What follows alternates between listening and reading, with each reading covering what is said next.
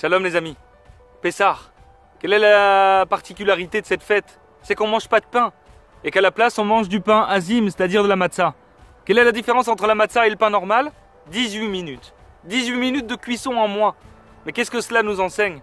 Qu'en réalité, 18 minutes, le mot qui correspond en hébreu à 18, c'est-à-dire la gematria, c'est chai. Chai, ça veut dire vie. Qu'est-ce que cela nous enseigne? Que la vie en réalité est liée au temps. Et nous, on a très souvent l'impression que c'est le contraire. On pense que pour vivre et être heureux, il faut justement laisser tomber la montre et vivre selon nos envies.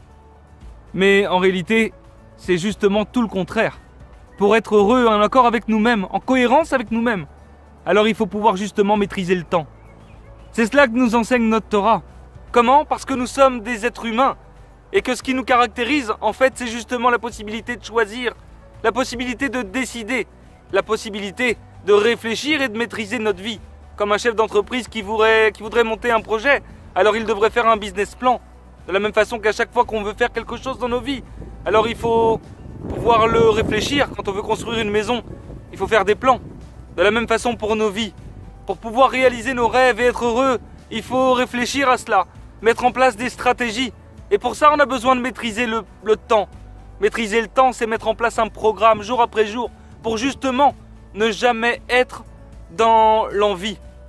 Parce que l'envie provient du cœur alors que le programme, lui, est réfléchi et donc provient de l'esprit. L'esprit, le cerveau, est le siège de l'âme, c'est-à-dire du bon penchant, c'est-à-dire de Dieu. Dieu qui se trouve en chacun d'entre nous, la partie d'Hachem, l'âme. Alors que l'envie se trouve dans le cœur. Le cœur est le siège du mauvais penchant, le siège de l'instinct animal qui est en nous. Et pour être heureux, je vous l'ai déjà dit à plusieurs reprises, il faut pouvoir maîtriser ce mauvais penchant. Comment? En gérant, en calculant et surtout en maîtrisant notre temps. Parce que le temps, en réalité, c'est la vie. Maîtriser son temps, mettre en place un programme chaque jour. Et pour ça, s'isoler bien évidemment. Prendre du recul sur sa vie, mettre en place des stratégies pour pouvoir réussir à passer nos difficultés, à savoir où on en est, à réfléchir comment on va atteindre nos objectifs et réaliser nos rêves. Ça demande un isolement, ça demande de prendre du recul sur notre vie, ça demande de prendre de la hauteur pour pouvoir y réfléchir, mettre en place un business plan. Pour un projet, c'est une chose, mais pour ce qui est le plus important, c'est-à-dire notre vie, alors ça demande évidemment de réfléchir et de prendre du recul.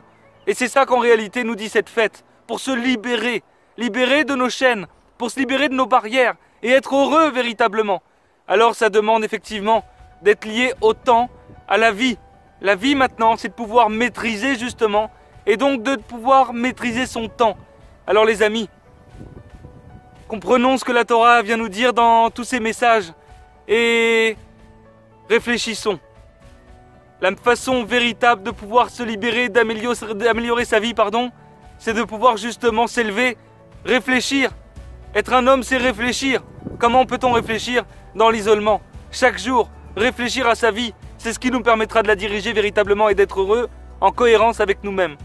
Les amis, pour pouvoir véritablement commencer ce travail, vous avez la possibilité donc d'être coaché. Et donc je vous invite à nous contacter pour faire un coaching, démarrer un coaching et donc démarrer sur cette voie qui est la voie véritable de la libération. Bonne journée à tous, Chag Sameach, Modim les Simcha et à très bientôt.